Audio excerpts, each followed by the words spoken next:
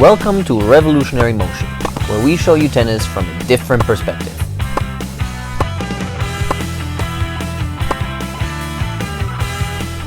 Today we're going to talk about the 3 most important shots in tennis.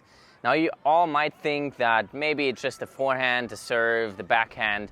Maybe it's a specific shot like hitting a short cross court or opening up the court with that one and then hitting down the line. That's not really the case.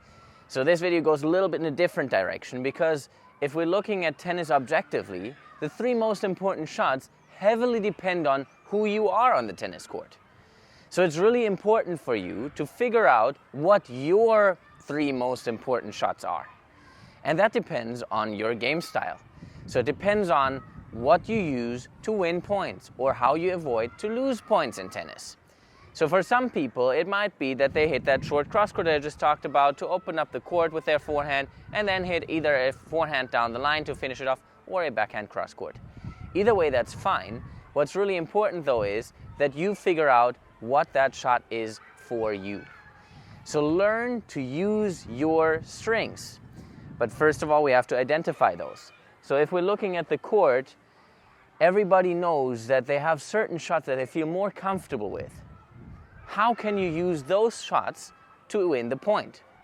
If you, for example, feel very comfortable hitting your backhand's cross court, even short cross court, you should use that to open up the court and attack the other side with the next shot. It doesn't mean that obviously it's just something that happens from time to time, but it's something that you should actually actively aim for throughout your points all the time. You should look for an opportunity to use that strength so you can attack the open side of the court.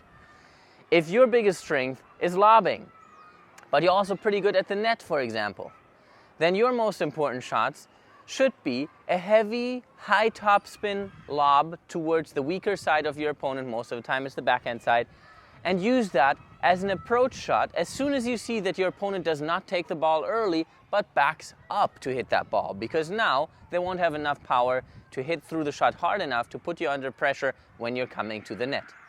If your biggest shot is your serve out wide from the ad side, for example, you have a great kick serve, and you also feel comfortable with your approach shots on the forehand or backhand side, you can use that shot to force a shorter ball that you can then attack.